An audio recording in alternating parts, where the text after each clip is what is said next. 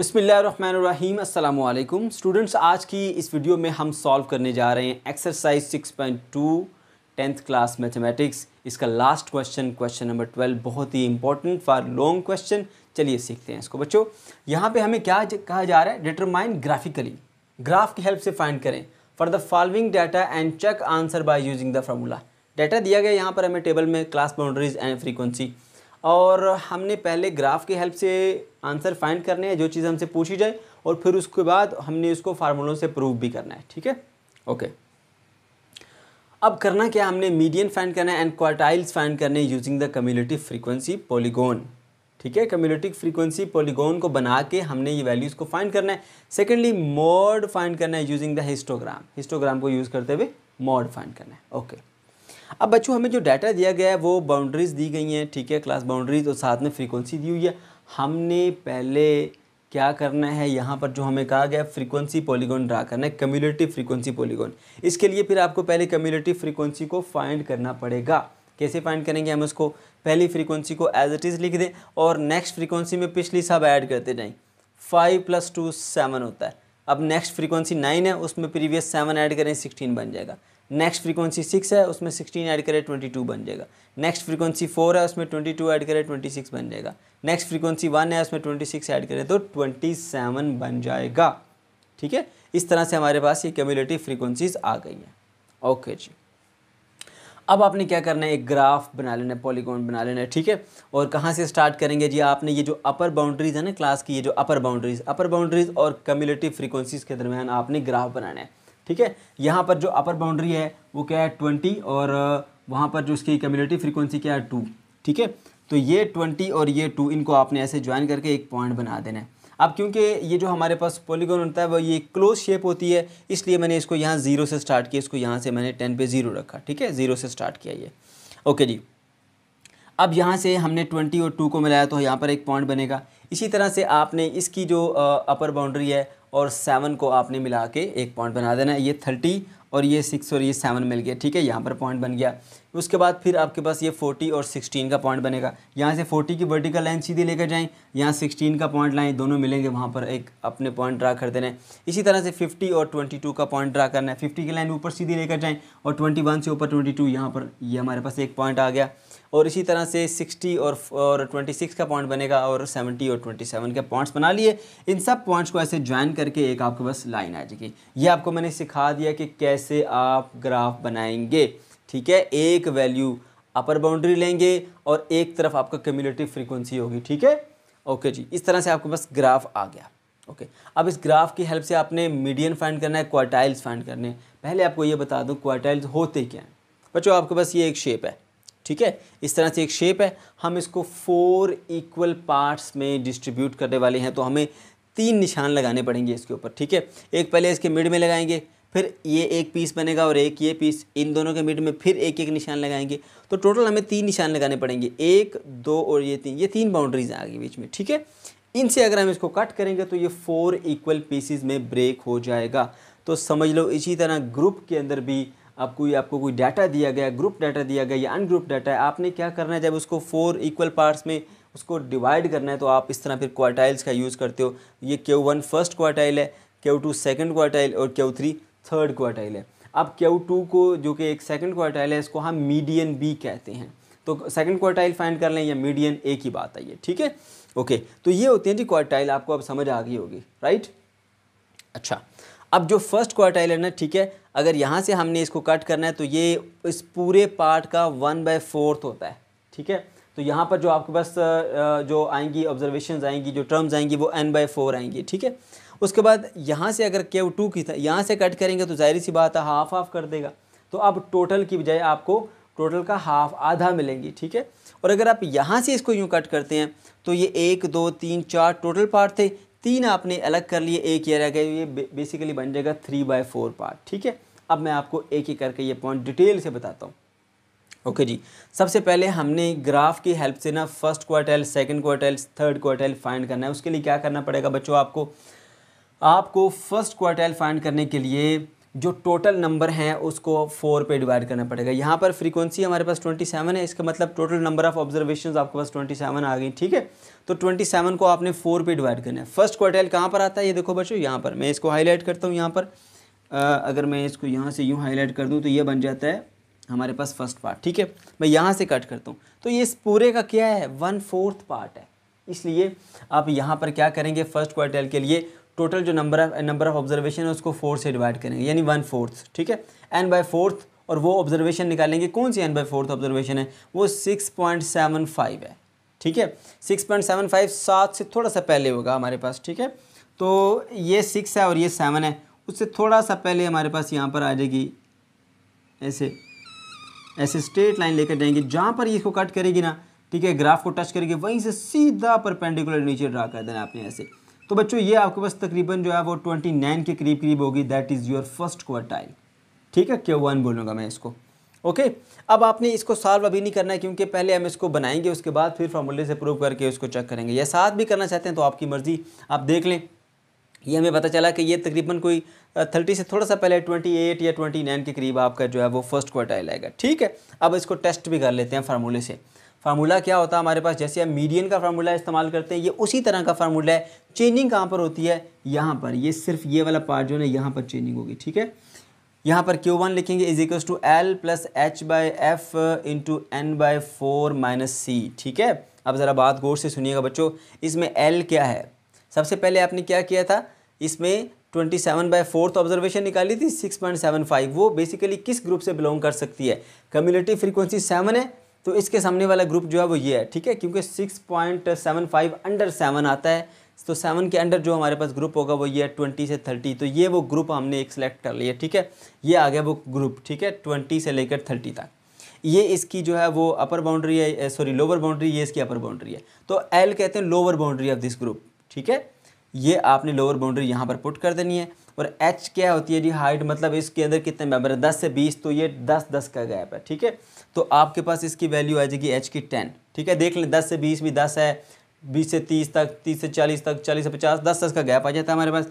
तो यहाँ पर आप लिखेंगे 10, ठीक है। और F क्या है, F उस ग्रुप की फ्रीक्वेंसी, ये कौन सा ग्रुप था, 20 से 30 तक, तो 20 से 30 वाले ग्रुप की फ्रीक्वेंसी हमारे पास 5 है, तो यहाँ पर आपने इसकी जगह 5 पुट कर देना है। Total number of observation 27 divided bye 4 minus 2। अब कैलकुलेशन आपने खुद करनी है बच्चों, 10/5 कितना होता है, 2 हो जाता है। इसको 4 से डिवाइड करो 6.75, ये माइनस का 2, माइनस करेंगे मिलेगा 4.75, उसको 2 से मल्टीप्लाई करके 20 में ऐड करो, मिल जाएगा 29.5। तो देख लो आपका फर्स्ट क्वाइल 30 से थोड़ा सा पहले आ रहा है, तो वो 29.5 ही तकरीबन हमारे पास बन रहा है, ठीक है। That is your first quartile, okay जी। आप ये लिख सकते हैं, यहाँ पर इसकी वैल्यू मैं लिख देता हूँ, क्या है जी हमारे पास 29.5 आ जाइए, ठीक है, ओके। अब हमने फाइंड करना है सेकंड क्वार्टाइल। सेकंड क्वार्टाइल कैसे फाइंड करेंगे, सेकंड क्वार्टाइल कहाँ पर आ जाएगा, अब देखिए सेकंड क्वार्टाइल यहाँ पर, ये इधर आता है, तो अब ये वाला भी एरिया सारा इसके अंदर इंक्लूड हो जाएगा, ठीक है। हम यहाँ से कट कर रहे हैं, तो देखो अब जो हाईलाइटेड एरिया है वो कितना है, इस पूरे का आधा, ठीक है। सेकंड क्वार्टाइल यहाँ से आपने हाफ कर लेना है, इधर से कट करना है, तो ये पार्ट जो है वो क्या है, इस पूरे पार्ट का हाफ है, ठीक है, इस पूरे पार्ट का हाफ है, ठीक है। तो इस पूरे का हाफ है, तो हम क्या करेंगे, जो टोटल नंबर ऑफ ऑब्जर्वेशन है ना उसको हम हाफ कर देंगे, यानी 2 से, ठीक है। पहले 4 से डिवाइड किया था फर्स्ट क्वार्टाइल में, अब 2 से डिवाइड करेंगे इसको, ठीक है, समझ आ गई। क्योंकि क्वार्टाइल में टोटल ऑब्जर्वेशन का 1/4 पार्ट आता है, और सेकंड का जो हमारे पास है क्वार्टाइल है या मीडियन में हमारे पास हाफ ऑब्जर्वेशन आती हैं, ठीक है। तो हाफ ऑब्जर्वेशन में इसमें फिर हम 2 से डिवाइड करते हैं, ये मिलता है हमें 13.5, ठीक है। अब 13.5 को आपने यहाँ पर देखें कहाँ लाई करता है, हमारे पास ये 12 आ गया, ये 13, ठीक है, और ये 14। अब 13 जो है हमारे पास यहाँ है, ठीक है, ऊपर 14 है, इसके बिल्कुल दरमियान में यहाँ पे 13.5 होगा। मैं इसको ब्लू से बनाता हूँ ताकि थोड़ा वाज़ेह हो जाए। जैसे ये इस ग्राफ को ऐसे टच करेगा ना, ठीक है, उधर से आपने सीधा नीचे परपेंडिकुलर ड्रा कर देना है ऐसे। तो ये बच्चों को ये 36-37 के करीब करीब जो है ना हमें वैल्यू मिलेगी ये वाली, ठीक है। अभी हम टेस्ट कर लेते हैं कि हमें क्या वैल्यू मिलेगी। सही हो गया। अब देखिए जी, ये हमारे पास 13.5 टर्म जो है वो आएगी। अब 13.5 टर्म आप देखेंगे कम्युलेटिव फ्रीक्वेंसी में किसके अंडर आती है, ठीक है। अब 7 से तो ये क्रॉस कर गई है ना, 16 के अंडर आती है 13.5। तो इस ग्रुप का नाम क्या है, 30 से लेकर 40 तक, ठीक है। 30 से 40 आपने यहाँ पर पुट करना है। अच्छा बच्चों, एक चीज़ जो मैं यहाँ पर बताना भूल गया आपको, ये सी की वैल्यू क्या है। ये जो आपने क्लास सेलेक्ट की थी ना 20 से 30 तक, ठीक है, 20 से 30 वाली क्लास से जो ऊपर वाली क्लास है, ये 20 से 30 वाली क्लास है, यानी इससे ऊपर वाली क्लास की कम्युलेटिव फ्रीक्वेंसी 2 है। तो ये सी बेसिकली उस क्लास की फ्रीक्वेंसी को शो करता है, कम्युलेटिव फ्रीक्वेंसी को। फिर सुन लें, सी क्या है, जो आपने क्लास सेलेक्ट की है उससे ऊपर वाली क्लास की कम्युलेटिव फ्रीक्वेंसी। यहाँ पर क्लास सेलेक्ट हुई थी 20 से 30 तक, तो इससे ऊपर वाली क्लास क्या है 10 से 20, उसकी कम्युलेटिव फ्रीक्वेंसी 2 है, तो इसलिए आपने यहाँ पर 2 लिखा। ये पॉइंट स्किप हो गया था, मैंने आपके साथ शेयर कर दिया। ओके, इसी तरह से आप क्या करेंगे बच्चों, यहाँ पर देखिए, जो आपको पता चल गया कि ये 30 से लेकर 40 तक हमारे पास वो ग्रुप है, क्योंकि 13.5 जो ऑब्जर्वेशन है वो अंडर 16 आती है, ठीक है। 7 को क्रॉस कर जाती है कम्युलेटिव फ्रीक्वेंसी में, अंडर 16 आती है, तो वो ग्रुप क्या है 30 से लेकर 40 तक। तो ये आ गया हमारे पास, ठीक है।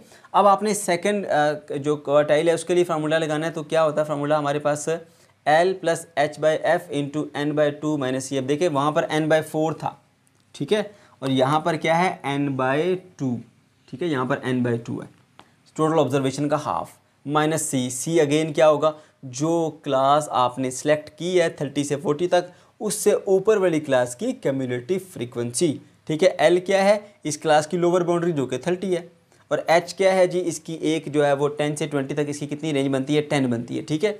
तो आपने यहाँ पर 10 लिखा डिवाइडेड बाय 9, ओके।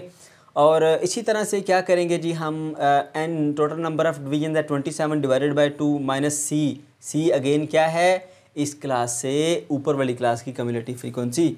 ये वाली क्लास हमने सेलेक्ट की है, इस ऊपर वाली क्लास ये है, और इसकी कम्युलेटिव फ्रीक्वेंसी क्या है 7, तो सी की वैल्यू इस पर क्या होगी 7 होगी, ठीक है। सी की वैल्यू हमने 7 पुट कर दी, ओके। अब क्या करेंगे, अब आपने इसको सिंप्लीफाई करना है, 27 को 2 से डिवाइड करें, 13.5 माइनस 7 आ जाएगा, ठीक है। आप उसको फिर इसी तरह से कैलकुलेटर में वैल्यूज़ पुट करके आपने सॉल्व करना है, आपको आंसर मिलेगा 37.22, ठीक है, ये आ गया हमारे पास। तो आप देख सकते हैं कि 40 से थोड़ा सा इधर है, तो ये 37.22 तकरीबन इतना ही बनता है ये हमारे पास। तो ये आ गया हमारा सेकेंड क्वार्टाइल, ठीक है, क्वार्टाइल नंबर 2, ये 37.22 आ जाता है, ठीक हो गया। उसके बाद अब आपने फाइंड करना है थर्ड क्वार्टाइल। थर्ड क्वार्टाइल का मतलब यह है कि जी आपने अब इसको यहाँ से कट करना है, ये सारा पार्ट आप यूज़ करेंगे, ठीक है, और यहाँ से आपने इसको कट करना है। अब ये पूरा पार्ट जो है ओरिजिनल का क्या है 1 2 3, टोटल है 4 पार्ट, 4 में से 3 पार्ट जो है ना वो 3 आउट ऑफ 4 पार्ट जो है वो हमने कट करने हैं, 3 आउट ऑफ 4, जिसको हम 3/4 लिख सकते हैं, ठीक है, याद रख लेना है। अब ये हमारे पास क्या होगी टोटल का 3/4 ऑब्जर्वेशन। इसलिए अब हमने जब थर्ड क्वार्टाइल फाइंड करना है, तो थर्ड क्वार्टाइल फाइंड करने के लिए हम पहले 3n/4 ऑब्जर्वेशन निकालेंगे, यानी n है टोटल ऑब्जर्वेशन, उसका 3/4 पार्ट, ठीक है, 3 आउट ऑफ 4 पार्ट। तो आप यहाँ पर n की वैल्यू पुट करें 27 और 3 मल्टीप्लाई बाय 3 डिवाइडेड बाय 4, तो मिलेगा 20.25 ऑब्जर्वेशन। अब 20.25 ऑब्जर्वेशन कहाँ पर पाई जा सकती है, अगर आप देखें यहाँ पर क्यूमुलेटिव फ्रीक्वेंसी में, तो वो 16 के क्रॉस कर जाती है 20.2, और 22 के अंडर आती है ये। तो देख सकते हैं आप, ये है हमारे पास कहाँ गई हमारे पास ये वैल्यू इसकी 20.25, तो वह 22 के अंडर आती है, ठीक है। तो 22 के सामने वाला ग्रुप कौन सा है, 40 से लेके 50 तक वो ग्रुप आपने यहाँ पर सेलेक्ट कर लिया, ठीक है। ये इसकी लोअर बाउंड्री है, ठीक है। तो L क्या होती है लोअर क्लास बाउंड्री, 40 की जगह पे पुट कर दें, यहाँ हमने 40 पुट कर दिया। और H क्या है, एक क्लास की स्ट्रेंथ 10, आपने 10 लिख दिया, डिवाइडेड बाय F क्या है इसकी फ्रीक्वेंसी, ठीक है। 40 से 50 वाला जो ग्रुप है इसकी फ्रीक्वेंसी कितनी है, 6 है हमारे पास इसकी फ्रीक्वेंसी, तो यहाँ पर इसकी फ्रीक्वेंसी आपने लिख दी है 6, ठीक है। अब उसके बाद यहाँ पर देख लें आप, अगेन जो हमारे पास चेंजिंग आई फार्मूले में वो यहीं पर आई है, ये 3n/4 लिखा।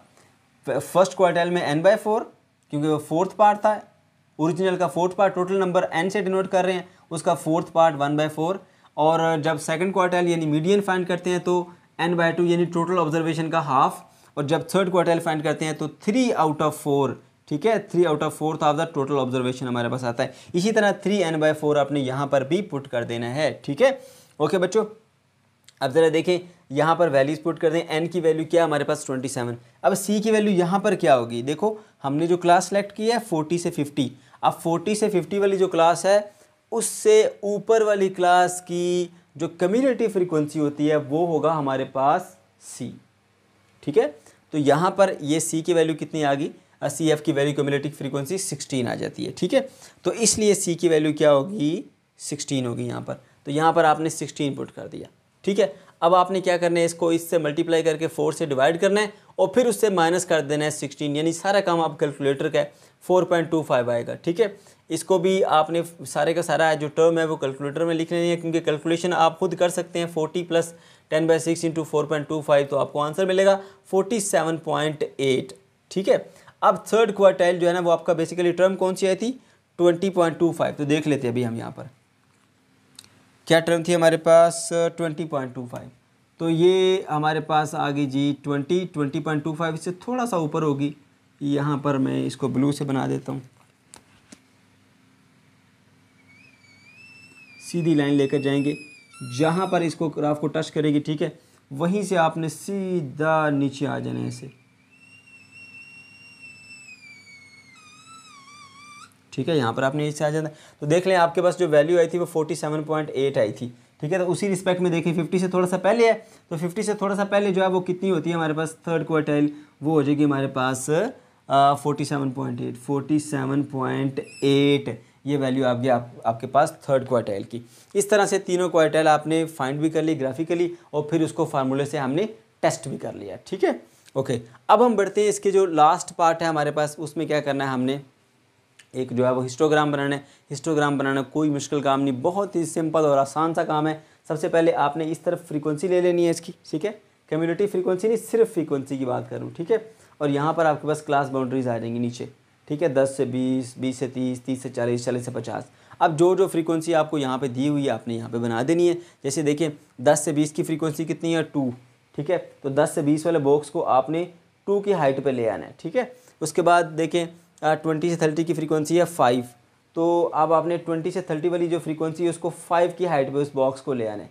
फिर नेक्स्ट 30 से 40 वाली जो फ्रीक्वेंसी है उसको 9 की हाइट पे ले आना है। जितनी जितनी उनकी फ्रीक्वेंसी है उतनी हाइट पे आपने इस बॉक्स को लेके आ जाना है। इसी तरह बढ़ते बढ़ते 40 से 50 तक आपने चलते जाना है बच्चों।